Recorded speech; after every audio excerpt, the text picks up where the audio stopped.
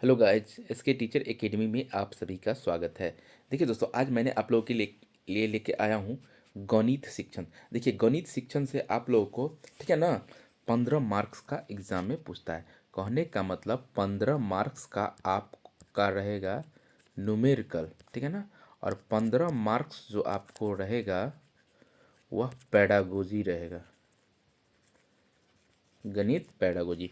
तो वो 15 मार्क्स में पेडागोजी करवाने जा रहा हूँ, ठीक है ना। और मैं गणित न्यूमेरिकल का तो पहले मैं 2 3 4 वीडियो लेके आया था, ठीक है ना। तो वो वीडियो आप लोग ज़रूर देख लीजिएगा, और उसी बेसिस से आपको क्लास 1 to 5 में गणित का क्वेश्चन आएगा न्यूमेरिकल का। और ये जो पेडागोजी मैं अभी लेके आया हूँ वह पेपर 1 और पेपर 2 दोनों के लिए ही बहुत इम्पोर्टेंट है, ठीक है ना। पेपर 1 वाले भी देखेंगे और पेपर 2 वाले भी, ठीक है। तो इस बार सी टेट दिसंबर 2022 के लिए, ठीक है, बहुत ही रामबाण साबित होने वाला है गणित पेडागोजी। तो आप लोग दोस्तों ध्यान से पढ़ेंगे, ठीक है।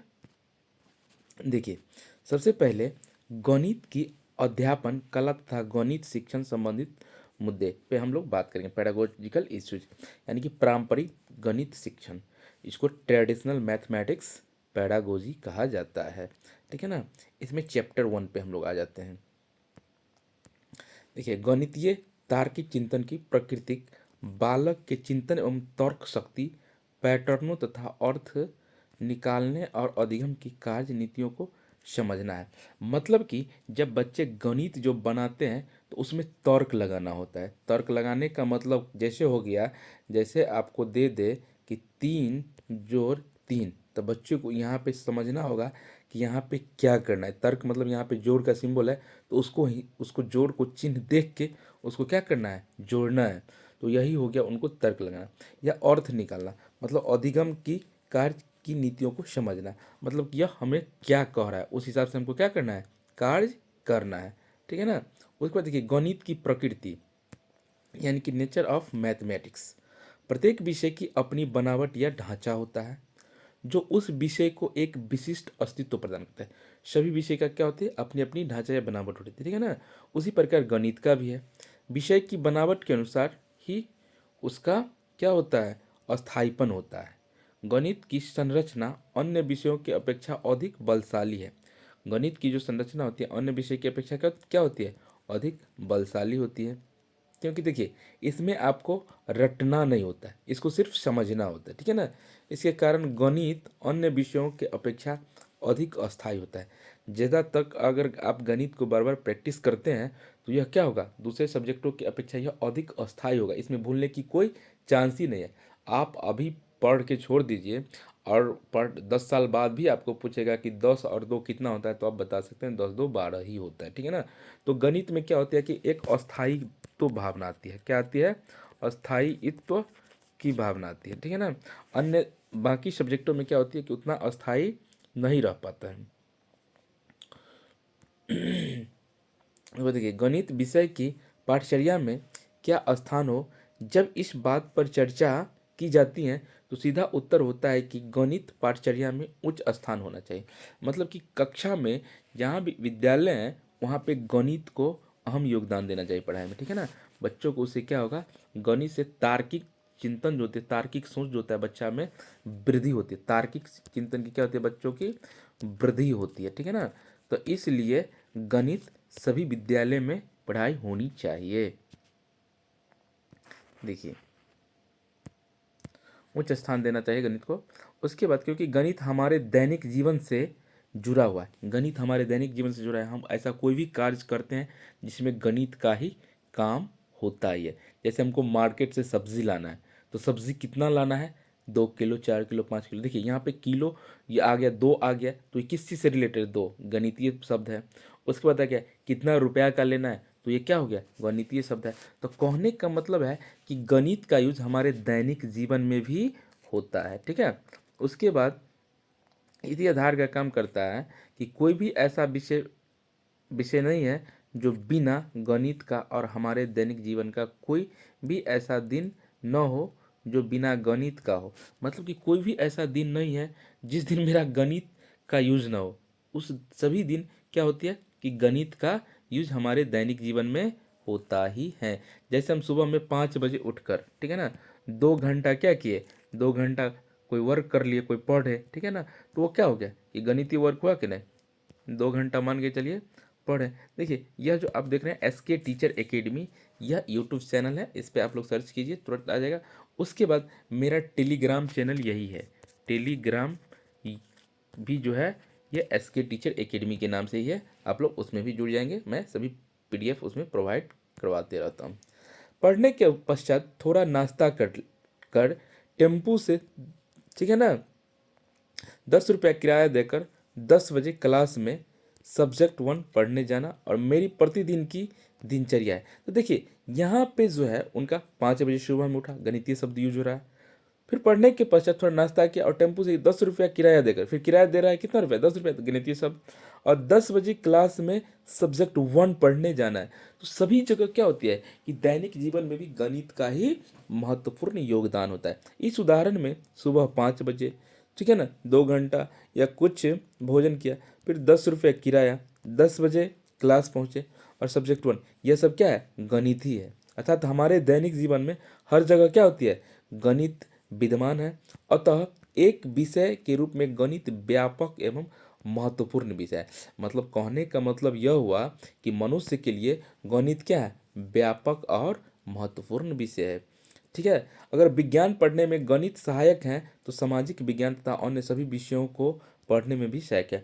मतलब कि अगर साइंस आप पढ़ रहे हैं या विज्ञान पढ़ रहे हैं तो उसमें महत्वपूर्ण योगदान गणित का होता है। फिजिक्स में आप देखिएगा तो ज़्यादातर उसका न्यूमेरिकल सब जो आता है गणित से ही रिलेटेड होते हैं। उसी प्रकार सोशल साइंस पढ़ते हैं उसमें भी गणित का यूज होता है। जैसे उसमें पूछ दे कि भारत का लंबाई उत्तर से दक्षिण कितना है, ठीक है ना, सोशल साइंस में भारत का लंबाई पूरब से पश्चिम कितना है, तो देखिए यहाँ पे क्या हुआ, गणितीय शब्द का यूज करना ही पड़ेगा।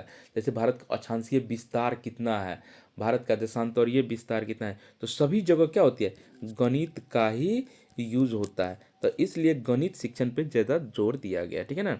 अतः गणित विषय की परिचर्या में उच्च स्थान होनी चाहिए और गणित की संरचना अन्य विषयों की अपेक्षा अधिक शक्तिशाली है। इसलिए गणित अन्य विषयों की तुलना में अस्थायी और महत्वपूर्ण तथा जीवन का हर पक्ष गणित में अंतर समझता है। कहने का मतलब देखिए यहाँ पे यह बात है कि गणित जो है अधिक अस्थायी तो क्यों होता है, क्योंकि गणित का डेली के रूप में, मतलब डेली दिनचर्या के रूप में यूज होता है, इसलिए गणित क्या होता है, अधिक अस्थायी होते हैं। अगर आप जिस चीज़ को बार बार प्रैक्टिस करते हैं, बार बार रिवाइज करते हैं, वह चीज़ आपको ज़्यादा दिन तक याद रहता है। और ख़ास तौर पे गणित तो डेली यूज़ करने का ही सब्जेक्ट है, इसलिए गणित क्या होती है कि ज़्यादा दिनों तक याद रहता है और इसका अस्थायित्व बना रहता है, ठीक है ना। देखिए गणित विषय का सीधा संबंध मापतौल, समय, दूरी, चाल, ऊंचाई, अंक गणित, बीज गणित, ईटीसी से होता है। मतलब इतनी सारी चीज़ों से, उसके अलावा भी अन्य सारे चीज़ों से होती है। गणित की प्रकृति में शुद्ध मापन निहित रहता है तथा गणित विषय पूर्ण वैध एवं विश्वसनीय है।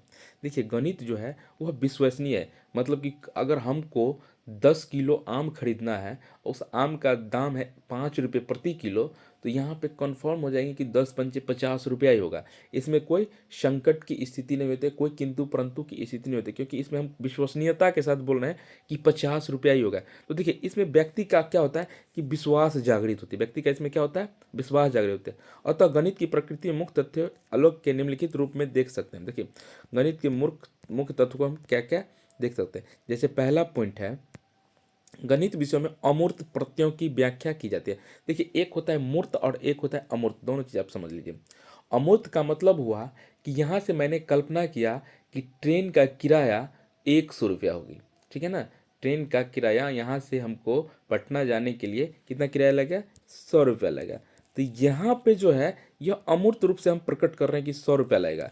लेकिन मूर्त रूप से यह हुआ कि मैंने अभी मेरे पास, ठीक है ना, 100 रुपया का 10 नोट है। 100 रुपया के कितने नोट्स हैं, 10 नोट्स है। तो यह मेरे पास सामने में है, 10 नोट हाथ में हुए हैं, तो यह क्या हो गया, मूर्त हो गया। मतलब कि समझिए जिस चीज को हम देख के टच करके यूज करते हैं, ठीक है ना, तो वह क्या हो गया, मूर्त।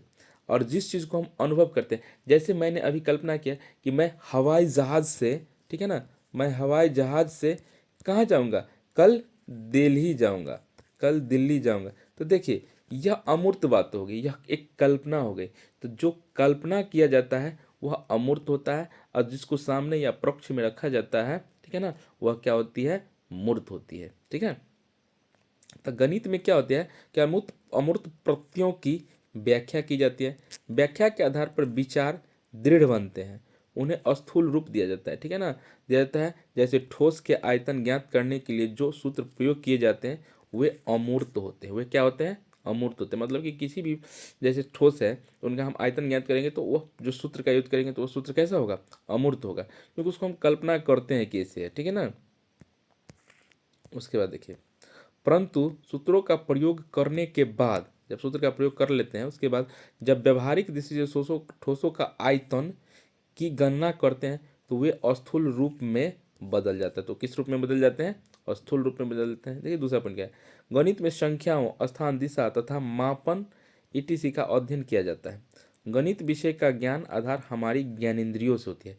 गणित विषय का ज्ञान किसे होती है, हमारी ज्ञानेंद्रियों से होती है। मतलब कि गणित विषय में व्यक्ति का माइंड हमेशा क्या करता रहता है कि वर्क करते रहता है, और वह हमेशा क्या होती है, एक चंचल प्रवृत्ति के होते हैं, जिससे क्या होता है कि उसे किसी भी गणितीय सवाल को हल करने में आसानी होती है। ठीक है ना। देखिए संपूर्ण वातावरण में पाई जाने वाली वस्तुओं, आपसी संबंध तथा संख्यात्मक निष्कर्ष किए निष्कर्ष किए जाते हैं, और ये निष्कर्ष विशेष संख्या से संबंधित होते हैं।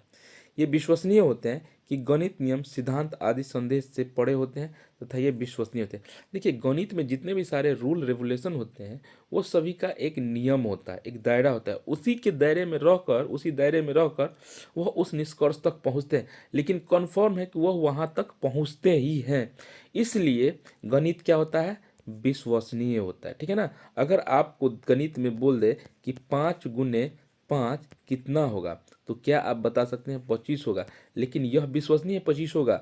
आप चाहे 5 5 का बंडल बना लीजिए, 5 ठो, ठीक है ना, 5 5 का 5 ठो क्या कर लीजिए, बंडल बना लीजिए, या 5 × 5 करते, उसके बावजूद भी हम काउंट करेंगे तो कितना आएगा, 25 ही आएगा। इसलिए गणित में कोई भी जोड़ घटाव गुना भाग जो भी हो वह क्या होती है, विश्वसनीय होती है। देखिए उसके बाद क्या है कि गणित का ज्ञान समस्त संसार में समान रूप का ही होता है।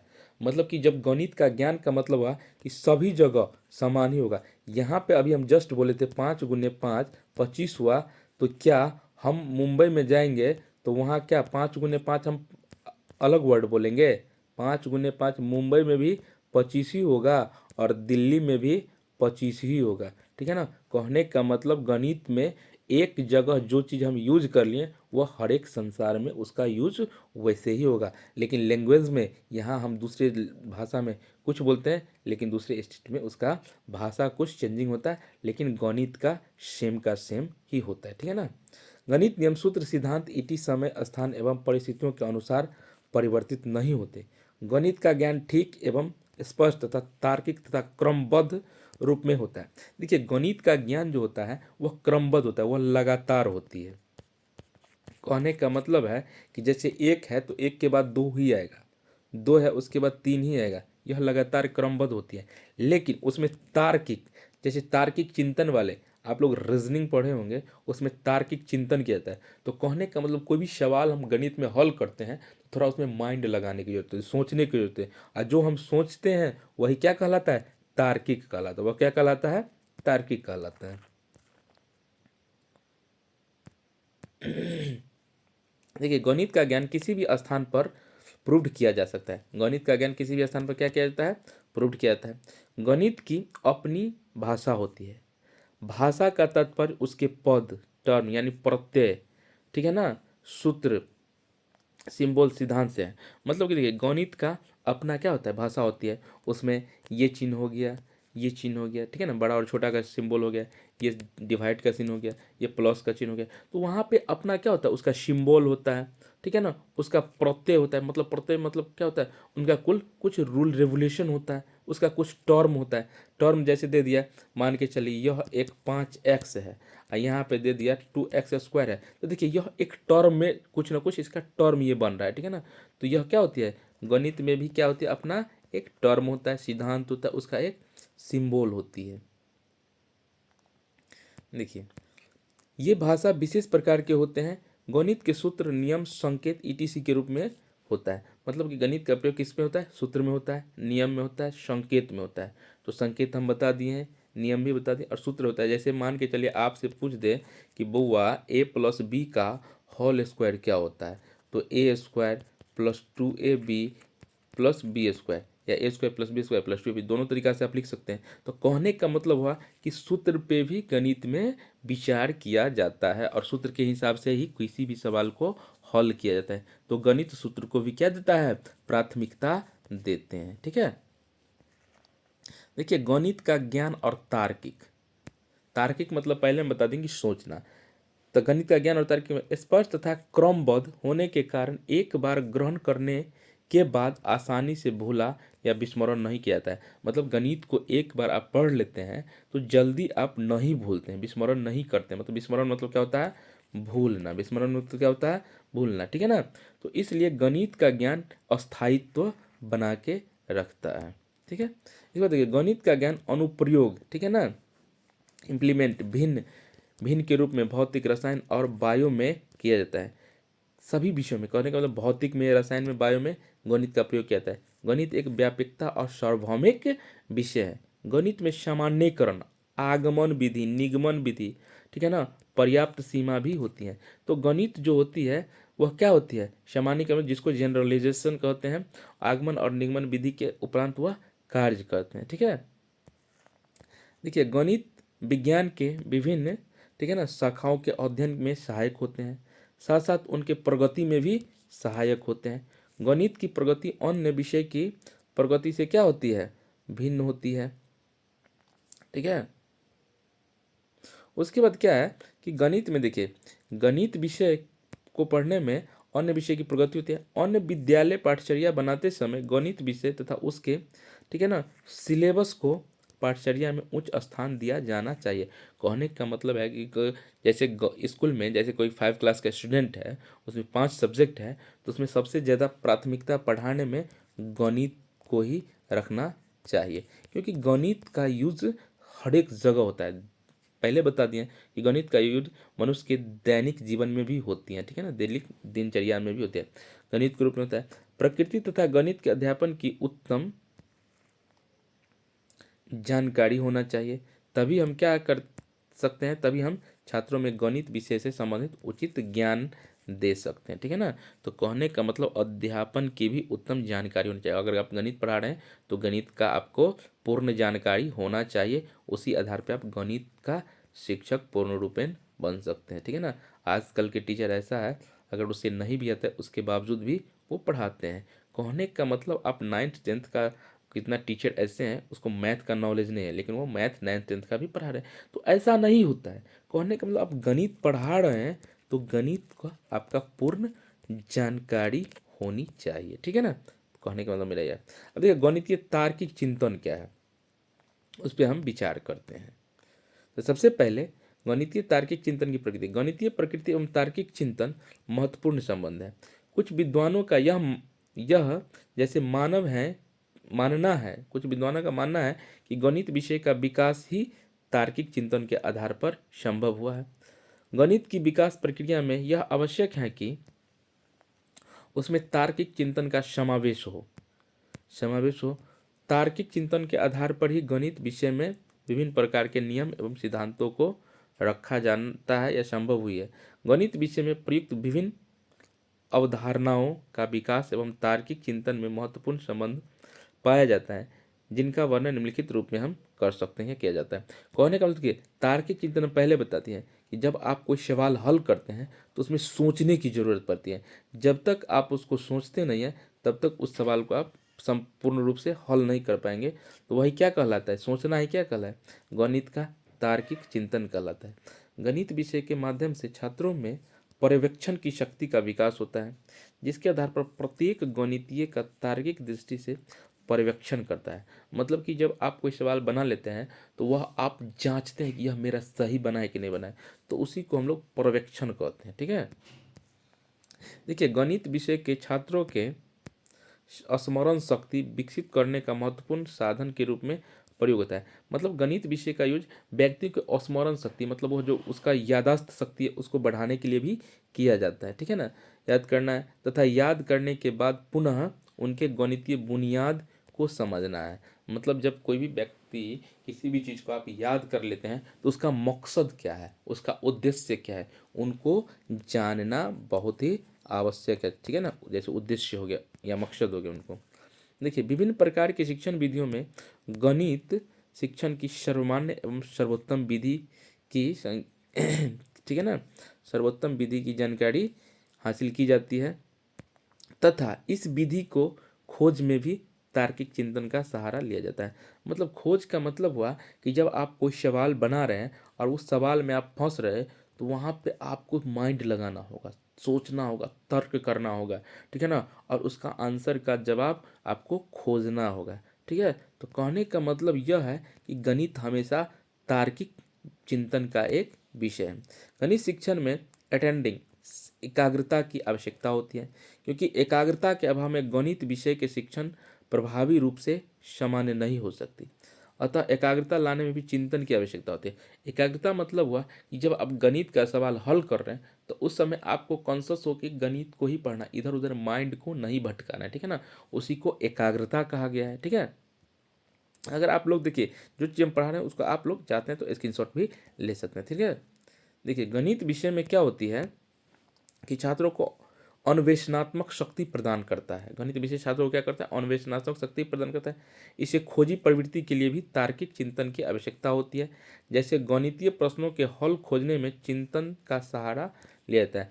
पहले मैं बता चुका हूँ कि अगर गणित का आप सवाल बना रहे हैं तो उसमें क्या होता है, अगर कोई सवाल में आप फंस रहे हैं तो वहाँ पे आपको सोचने की आवश्यकता है, ठीक है ना, चिंतन करने की आवश्यकता है, मनन करने की आवश्यकता है, और उस हिसाब से जो आप सवाल बनाते हैं, माइंड लगाते हैं, तो सवाल आपका क्या हो जाती है, हल होती है। तो उसी को हम लोग क्या कहते हैं, अन्वेषणात्मक शक्ति प्रदान करना, ठीक है ना।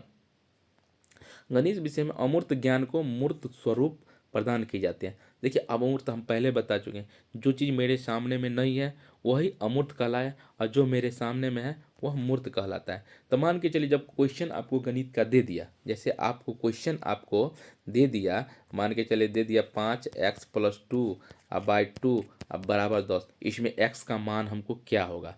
तो यहाँ पे देखिए ये तो है, तो यह आपको क्या है, ये सवाल दे दिया, लेकिन आपको अमूर्त ज्ञान को मूर्त स्वरूप देना है। मतलब इसका अमूर्त ज्ञान है, इसको क्या बनाना है, मूर्त स्वरूप बनाना है। तो मूर्त स्वरूप कैसे बनाना है, मतलब इसका हल जब तक हम नहीं खोजेंगे वह मूर्त स्वरूप में नहीं आएगा। तो यह क्वेश्चन अमूर्त हो गया, लेकिन यह जो ज्ञान आ जाएगा हमको वह क्या हो जाएगा, मूर्त रूप प्रदान करेंगे। इस कार्य में भी तार्किक चिंतन का सहारा लिया जाता है। इस सवाल को हल करने में भी तार्किक चिंतन की सहारा लिया जा सकता है, मतलब सोचने के लिए बाध्य होना पड़ता है, ठीक है। देखिए निष्कर्ष अब क्या है, उपरोक्त विवेचन से यह स्पष्ट हो जाता है कि गणितीय प्रकृति तार्किक चिंतन पर पूर्ण रूप से आधारित होते हैं।